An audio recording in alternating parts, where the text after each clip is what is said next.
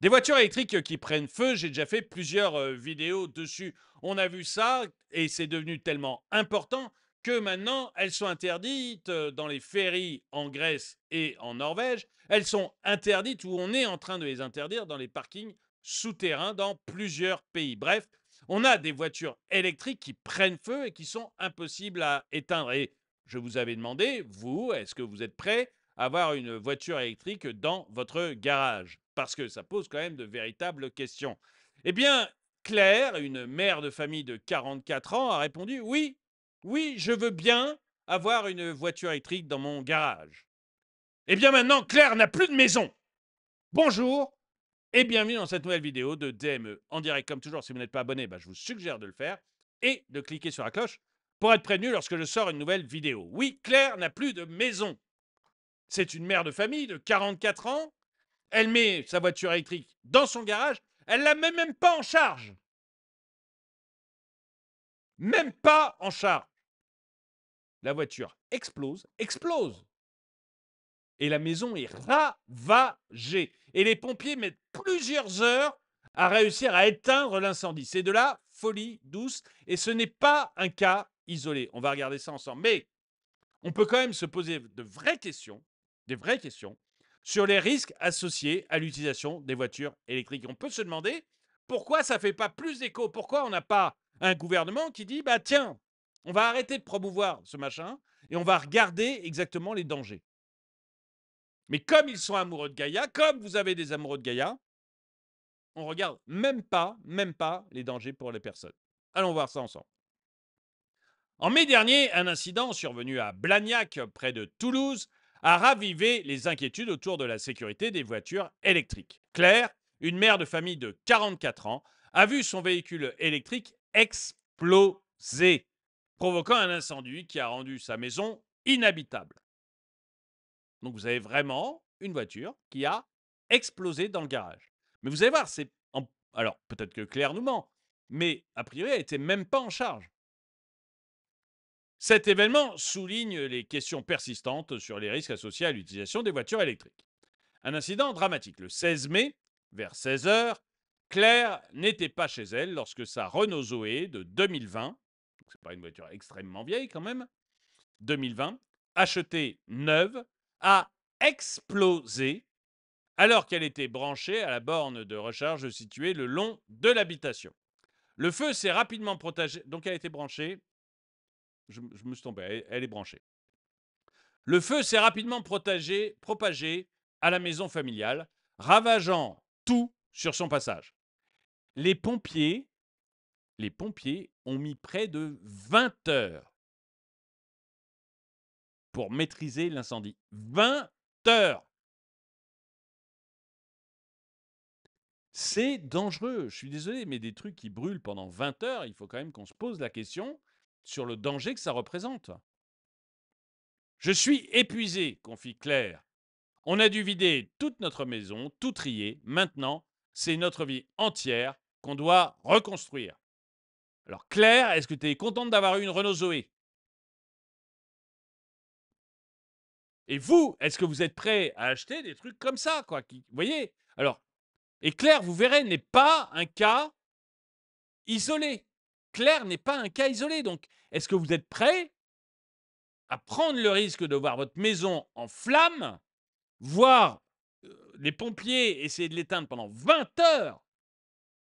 Tout ça pour sauver Gaïa. Martine, la voisine la plus proche, a été témoin direct de l'explosion. Je regardais la télévision quand tout d'un coup, j'ai sursauté à cause d'un grand boom qui a fait trembler ma maison, raconte-t-elle. Le pare-brise de la voiture a été propulsé à plus de 20 mètres devant la maison de Martine, témoignant de la violence de l'explosion. Les causes de l'explosion en question. Les experts de l'assurance de Claire vont maintenant devoir déterminer la cause exacte de l'explosion. Claire exclut l'hypothèse d'une surchauffe due à la charge de la batterie. La voiture était branchée, certes, mais elle n'était pas en charge, car la batterie était pleine, explique-t-elle. Elle a engagé une procédure judiciaire contre Renault et a décidé de ne plus acheter de voitures électriques. Tu m'étonnes. Tu m'étonnes, quand ta voiture a explosé, que ça a ravagé ta maison, tu dis: «Bon, bah, finalement, la thermique, c'est pas mal, quoi». Mais ce qui est terrible, c'est que les gens, enfin, moi, j'essaye de prévenir qu'il y a un risque. Alors, c'est pas dramatique, tout le monde va pas avoir sa maison brûlée, tout le monde va pas avoir sa voiture qui va exploser. Mais est-ce que vous avez vraiment envie de jouer à la roulette russe? Est-ce que vous avez vraiment envie de prendre ce risque?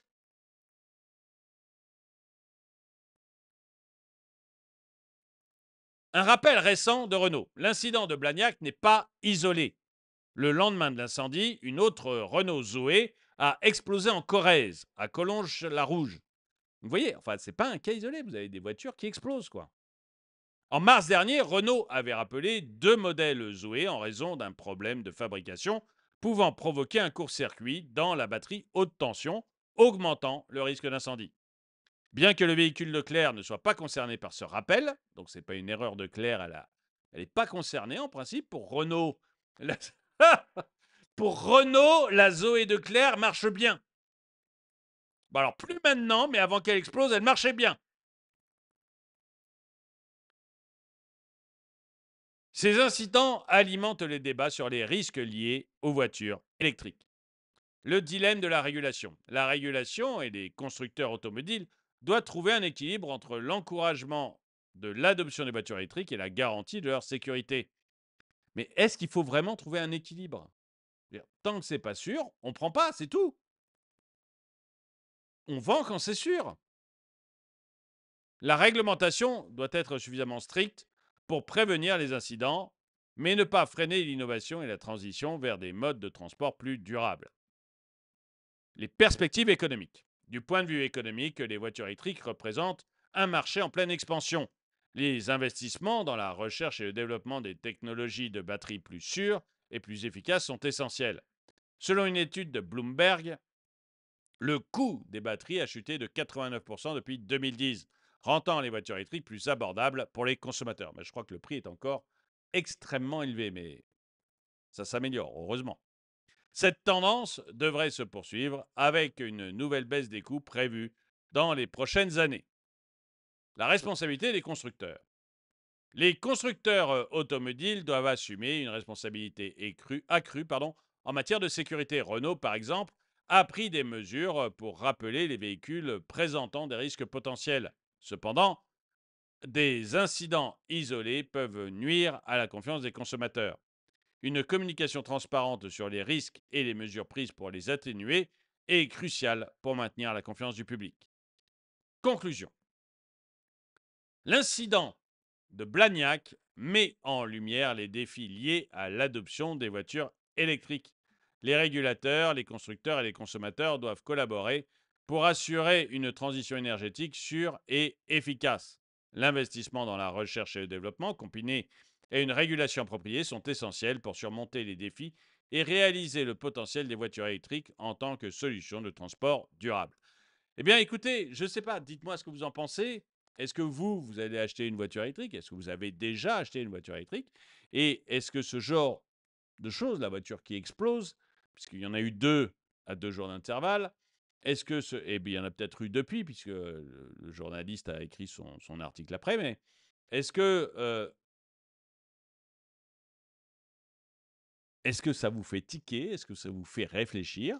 Ou est-ce que non, vous pensez que la voiture électrique, c'est l'avenir, que ça, ce sont que des cas isolés et qu'il n'y a rien à craindre? Et même chose, est-ce que vous pensez qu'il faudrait que l'État se calme et mette la pédale douce sur la voiture électrique? On voit que Bruno Le Maire veut encore en produire, je crois que c'est 800 000 l'année prochaine. Enfin, il est parti sur des chiffres de folie. Est-ce que, remarquez, Bruno Le Maire, il n'est plus là pour très longtemps maintenant, hein, puisqu'il va y avoir des nouvelles élections. Ça m'étonnerait qu'on retrouve Bruno Le Maire